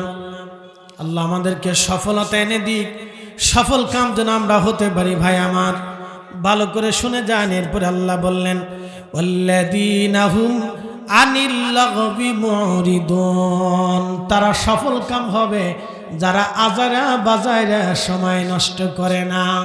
পৃথিবীর একটা মাত্র জাতি বাঙালি এবং ভারত পাকিস্তান, এরা চার দোকানে আড্ডার দোকানে যত সময় ব্যয় করে, এত সময় পৃথিবীর উন্নত বিশ্বের কোনো দেশের মানুষ ব্যয় করে না। চার দোকানে বসলে এখানে বিরাট বড় শাইখুল হাদিস আপনি পাবেন, বিরাট বড় মুফতি সাহেব পাবেন, পীরে কামেল পাবেন, প্রধানমন্ত্রী পাবেন, রাষ্ট্রপতি পাবেন, অর্থমন্ত্রী পাবেন, পিজি হাসপাতালের ডাক্তারদের যিনি প্রধান তাকে পাবেন, ঢাকা ইউনিভার্সিটির ভাইস চ্যান্সেলরে পাবেন, অর্থনীতিবিদ পাবেন, এখানে ফতোয়া ডিপার্টমেন্টের প্রধানরে পাওয়া যায়। চার দোকানে গেলে বিশেষ রাজনীতিবিদ পাওয়া যায়। চার দোকানে গেলে দুনিয়ার সবচেয়ে বড় বুজুর্গ পাওয়া যায়, যে এর চাইতে বুজুর্গ আর দুনিয়াতে কেউ নাই। বাংলাদেশের চার দোকানে সব পাওয়া যায়। বুঝেন নাই? অনেকে বুঝে সারে না যে হুজুর কি বলতে চাচ্ছে। চার দোকানে বিরাট মুফতি আজম ফতোয়া দিয়ে শেষ করে ফেলতেছে। বিরাট বড় ডাক্তার, কোন যদি রোগী ওখানে থাকে তাই দেখবেন প্রেসক্রিপশন ওখান থেকে মারি দিছে ধাপ ধাপ ধাপ ধাপ করে, তুমি এটা খাও এটা খাও এটা খাও এটা খাও এটা খাও, সেরে যাবে। বিরাট বড় কবিরাজ, বাপ রে বাপ। আর যদি ওইখানে রাজনৈতিক ওয়াজ উঠে তাহলে মনে করেন যে একবারে প্রধানমন্ত্রী থেকে রাষ্ট্রপতি থেকে অর্থমন্ত্রী থেকে স্বরাষ্ট্রমন্ত্রী থেকে যত মন্ত্রী আছে সব ওইখানে পাওয়া যায়। বুদ্ধিজীবীর অভাব নাই, ঢাকা বিশ্ববিদ্যালয়ের ভাইস চ্যান্সেলরও পাওয়া যায়, বাংলাদেশের বড় মুফতি আজম পীরে কামেল মুর্শিদে মুকাম্মেলও পাওয়া যায়। বাপরে বাপ, বিড়ি ধরে মুর্শিদে মুকাম্মেল কত সুন্দর ওয়াজ করতেছে। মনে যে এর মতো সাধু সন্ন্যাসী আর দুনিয়াতে নেই। যোগী ঠাকুর, যোগী ঠাকুর ওইখানে পাওয়া যায়, সার দোকানে সব পাওয়া যায়। এটা বাংলাদেশে। এই জন্য আল্লাহ বলেন অসার ক্রিয়াকলাপ করে খামাখা সময় নষ্ট করে যারা তোমরা সময়কে ব্যয় করো, তারা জীবনেও কোনোদিন সফল কাম হবে না। মনে রাখেন, জীবনেও সফলতা আসবে না। আল্লাহর পথের সফলতা আনতে হলে হার হামেশা আল্লাহর ইয়াদে নিজেকে মশগুল রাখা লাগে। একসাথে বলবেন আল্লাহু আকবার। বুঝতে কি কোনো অসুবিধা? এখনো বাইরে বাইরে যারা হাওয়া খাচ্ছেন তারা খেতে থাকেন, তারা কোন ধান্দায় আছেন আমি জানি। তারা চিন্তা করছে যে হুজুর যত ওয়াজি করুক তাবারকের টুকলাটা ঠিক মতোই ধরবো, ঠিক আছে কিনা? ও চিন্তা করতেছে হুজুর ওয়াজ করে মরে যাবে, সমস্যা নাই, আমার তাবারকের টুকলা লাস্টে ঠিক থাকলেই সারে, তো অসুবিধা নেই, তাবারক পাবে। ঘুরতে থাকে আর কুয়াশা খাইতে থাকেন, পরে এসে তাবারক খান, আর কি করবেন? একসাথে বলেন আল্লাহু আকবার। না কষ্ট টষ্ট হচ্ছে আপনাদের? অনেক উচিত কথা বলে ফেলছি না, জানার দরকার। বন্ধু আমার, আপনাদেরকে বলতেছি, এই মাটির উপরে যারা আজকে বসে আছেন 100 বছর পরে কোন জায়গা থাকবেন? কোন জোরে আপনারা কোন জায়গা থাকবেন? আপনার বয়স কত? 12। 100 বছর হায়াত পাওয়া যাবে? আশা করা যায় না, বাকিটা আল্লাহর ইচ্ছা। তো এখানে 100 জনের ভিতরে আমরা 99 জনই শেষ, বাকি 99 জন কবরের নিচে 100 বছরের ভিতরে শেষ। 100 বছর পরে এখানে নতুন প্রজন্ম আসবে, 100 বছর পরে এখানে শহরও থাকতে পারে, অথবা 100 বছর পরে এখানে নদী হয়ে যেতে পারে, অথবা 100 বছর পরে এখানে মরুভূমিও হয়ে যেতে পারে, অথবা 100 বছর পরে এখানে বিরাট বড় জঙ্গল হতে পারে, অথবা 100 বছর পরে এখানে দামি সুন্দর রাজধানী শহরও হয়ে যেতে পারে। নদীর এপার ভাঙে ওপার গড়ে, এই তো নদীর খেলা।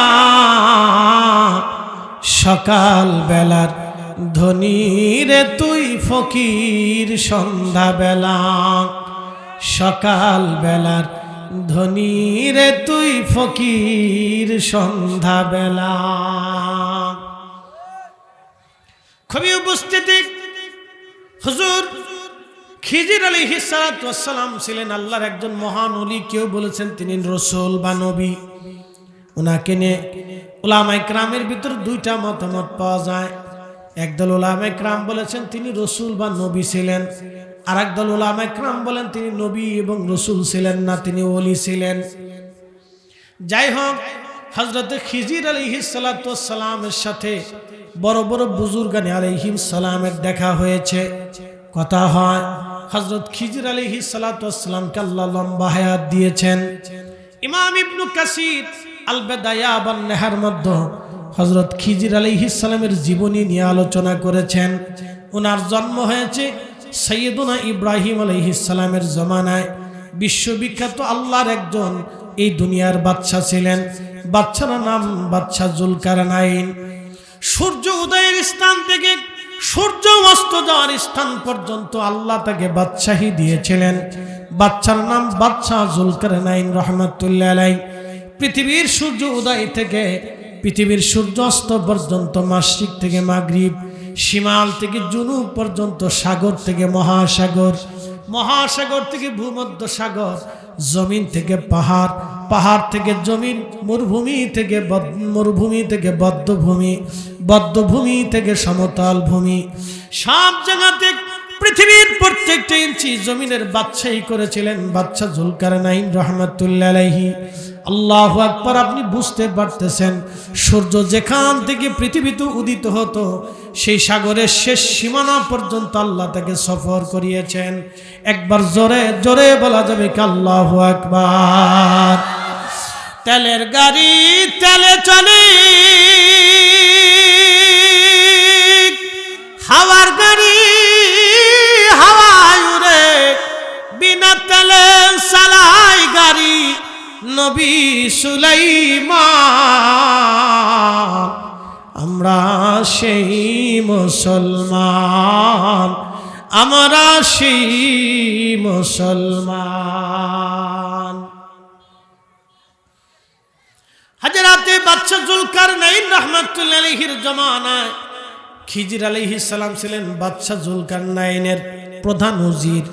ওনার থেকে ওনার হায়াত লম্বা হতে হতে হতে হতে আল্লাহ হযরত মুসা কালিমুল্লাহ পর্যন্ত নিয়ে গেলেন। কোরআনের সূরা কাহাফে হযরত মুসা কালিমুল্লাহর সাথে খিজির আলাইহিস সালামের একটা ঘটনা আছে। হযরত মুসা আলাইহিস সালাম ওনার সাথে দেখা হয়েছিল দুই সাগরের মিলনস্থান, মারাজাল বাহরাইনি ইয়ালতাকিয়ানি বাইনাহুমা বারজাখুল লা ইয়াবগিয়ান। মারাজাল বাহরাইন, দুই সাগরের মিলনস্থানে হযরত খিজির আলাইহিস সালাম পাথরের উপর মাথা দিয়ে ঘুমিয়েছিলেন। সবুজ একটা চাদর দিয়ে ওনার গায়ের মধ্যে ঢাকা ছিল। হযরত মুসা আলাইহিস সালাম সালাম দিলেন। খিজির আলাইহিস সালাম সালামের জবাব দিয়ে চাদরের ভিতর থেকে তিনি বলতেছিলেন, আপনি কি বনি ইসরাইলের নবী মুসা আলাইহিস সালাম? বললেন, হ্যাঁ আমি মুসা। বলে, কি জন্য আসছেন হে মুসা? বলতেছে, ওগো খিজির, আল্লাহ আপনার কাছে আমাকে পাঠিয়েছেন। ওয়া আল্লামনাহু মিন লাদুন্না ইলমা, আল্লাহ একটা বিশেষ মারিফতের জ্ঞান আপনাকে দিয়েছে, একটা ইলমে লাদুন্নি আল্লাহ আপনাকে দিয়েছে। এই ইলমে লাদুন্নিটা জানার জন্য আল্লাহ আপনার কাছে আমাকে পাঠিয়েছে। হযরত খিজির বলেন, হুজুর আপনি ধৈর্য ধরতে পারবেন না? মুসা কালিমুল্লাহ বলেন, ইনশাআল্লাহু মিনাস সাবিরিন, আল্লাহ চাহে তো আপনি আমাকে সবরকারীদের মধ্যে পাবেন। হযরত খিজির বলেন, মুসা গো, যদি আমার সাথে থাকতে হয় দুইটা শর্ত মানতে হবে। বললেন, হুজুর কি শর্ত? এক নম্বর শর্ত, আমার সাথে থাকলে আমার কাজে কোনো প্রশ্ন করতে পারবেন না। দুই নম্বর শর্ত, যদি প্রশ্ন করেন আপনি আমার সাথে থাকতে পারবেন না। আমার কোনো কাজেও যদি সন্দেহ হয় কোনো প্রশ্ন করতে পারবেন না, আর কোনো প্রশ্ন যদি করেন আমার সাথে থাকতে পারবেন না। এই শর্ত যদি মানেন তাহলে আপনি আমার সাথে থাকবেন, নতুবা আমার সাথে আপনি থাকতে পারবেন না।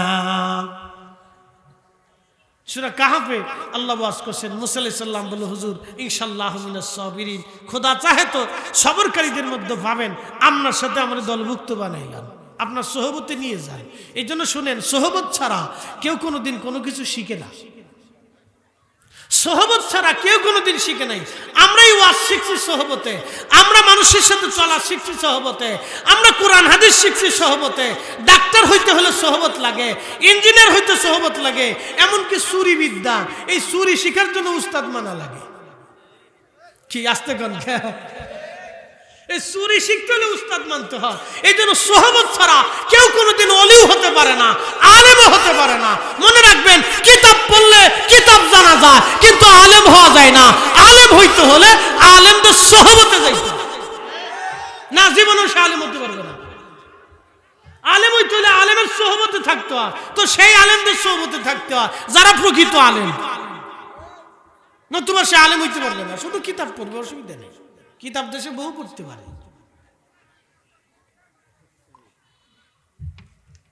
কিতাব পড়া লোকের অভাব নেই, আরবি পড়া লোকের, আরবি জানার লোকের পৃথিবীতে অভাব নেই। বহু লোক আরবি জানে, কোটি কোটি মানুষ আরবি জানে, আরবি জানা লোকের অভাব নাই, কিন্তু সোহবতে আলেম হয়।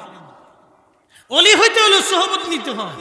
ইলমে লাদুন্নি, শরীয়ত, তরিকত, মারিফত, হাকিকত সব জানতে হলে আউলিয়া কেরাম, হক্কানি বুজুর্গানে দ্বীনের সোহবত